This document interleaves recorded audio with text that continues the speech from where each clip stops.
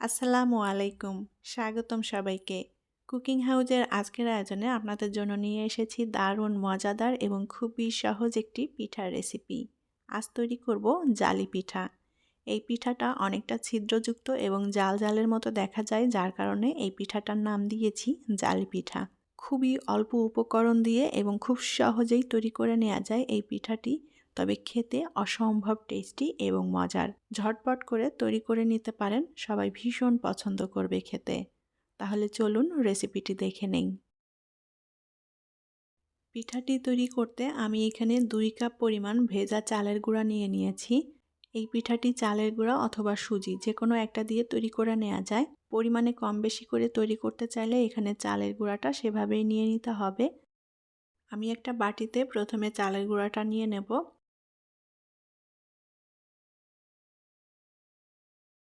এখন এই চালের গুঁড়ার মধ্যে 1 চা চামচ পরিমাণ দিয়ে দেব লবণ।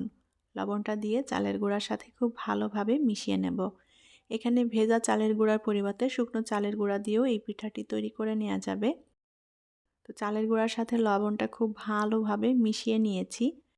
এখন এর মধ্যে অল্প অল্প করে দুধ দিয়ে আমি একটা পাতলা ব্যাটারের মতো তৈরি করে নেব।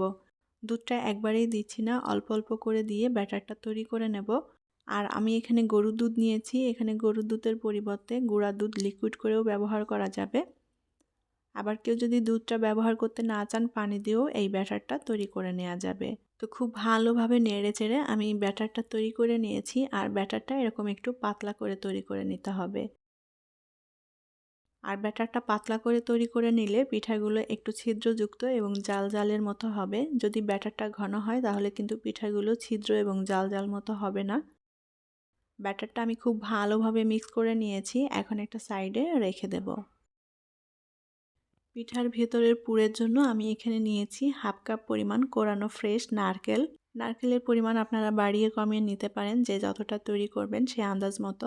আমি এখানে 1/2 কাপ পরিমাণ নিয়েছি। পিঠাগুলো অল্প করে তৈরি করব। আর এখন এর মধ্যে দিয়ে দেব খেজুরের গুড় পাটালি। পাটালিটা আমি এরকম ছোট টুকরো করে কেটে নিয়েছি। মিষ্টিটা যে যতটা খেতে পছন্দ করেন গুড়ের পরিমাণ সেভাবেই নিয়ে নিতে হবে। তো আমি এখানে অতিরিক্ত মিষ্টি করব না, মিডিয়াম পর্যায়ের মিষ্টি হবে সেই আন্দাজ মতো করেই গুড়টা নিয়ে নিয়েছি। এখন নারিকেল এবং গুড় একসাথে ভালোভাবে মিশিয়ে নেব। এই পিঠাটা তৈরি করতে উপকরণ খুব বেশি লাগে না, খুবই অল্প উপকরণ দিয়েই তৈরি করে নেওয়া যায় এই পিঠাটি। তো আমি আরও কিছুটা গুড় দিয়ে দিলাম। গুড়টা আমার কাছে একটু কম মনে হচ্ছে। গুড় দিয়ে খুব ভালোভাবে নারকেলের সাথে মিলিয়ে নেব। নারকেল এবং গুড় একসাথে ভালোভাবে মিশিয়ে নিয়েছি। এখন পিঠাগুলো তৈরি করে নেব। চুলায় একটা প্যান বসিয়ে দিয়েছি। এখন প্রথমে যে চালের গুঁড়ার ব্যাটারটা আমি তৈরি করে নিয়েছি সেখান থেকে এরকম গোল একটা চামচে করে 1 চামচ ব্যাটার প্যানের ঠিক মাঝ বরাবর দিয়ে দেব। এটা আপনি এরকম গোল হয়ে যাবে, চামচ দিয়ে আর গোল করার দরকার নেই। রুটিটা একটু সেঁকে নিতে হবে, তার জন্য একটু অপেক্ষা করব। রুটিটার এক পাশ সেঁকা হয়ে গিয়েছে। এখন এটাকে একটু আলগা করে দিব।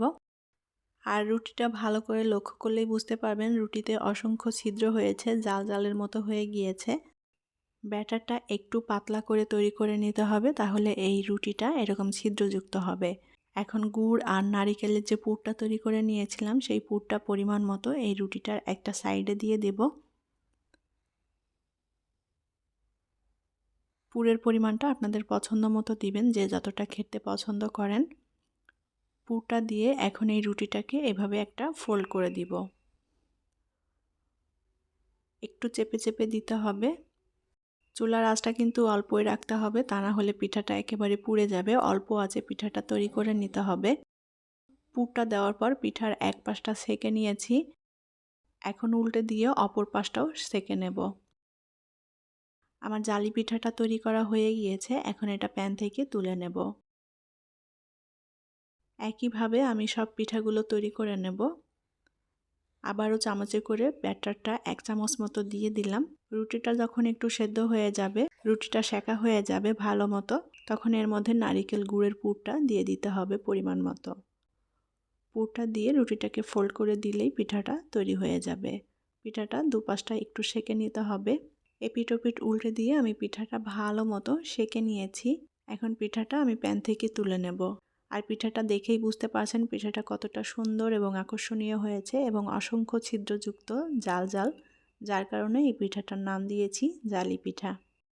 তৈরি হয়ে গেল দারুণ মজাদার এবং টেস্টি জালি পিঠা। শীতের এই সময়টাতে পিঠা পুলি খাওয়ার ধুম পড়ে যায়, তাই খুব সহজেই কোনো প্রকার ঝামেলা ছাড়াই এই জালি পিঠাটা তৈরি করে নিতে পারেন। আর এটা খেতে সবাই ভীষণ পছন্দ করবে। খুবই টেস্টি এবং মজার হয় এই পিঠাটা। বাসায় অবশ্যই একবার ট্রাই করে দেখবেন, আশা করছি আপনাদের ভালো লাগবে। পিঠার ভেতরে নারকেল এবং গুড়ের পুরটা খুবই মজার লাগে খেতে। গুড়টা ভালো মতো গলেও গিয়েছে। আমি একটা পিঠা ভেঙে দেখাচ্ছি। পিঠার ভেতরে যে গুড়টা দিয়েছিলাম গুড়টাও একটু গলা গলা হয়েছে আর নারকেলের সাথে খুব ভালোভাবে মিশেও গিয়েছে গুড়টা। আশা করি আমার আজকের রেসিপি আপনাদের কাছে ভালো লেগেছে। আর আমার রেসিপিগুলো যদি আপনাদের কাছে ভালো লেগে থাকে তাহলে আমার চ্যানেলটি সাবস্ক্রাইব করে সাথেই থাকবেন। পরবর্তী রেসিপি দেখার আমন্ত্রণ জানিয়ে আজকের মতো বিদায় নিচ্ছি। সবাই অনেক অনেক ভালো থাকবেন। আল্লাহ হাফেজ।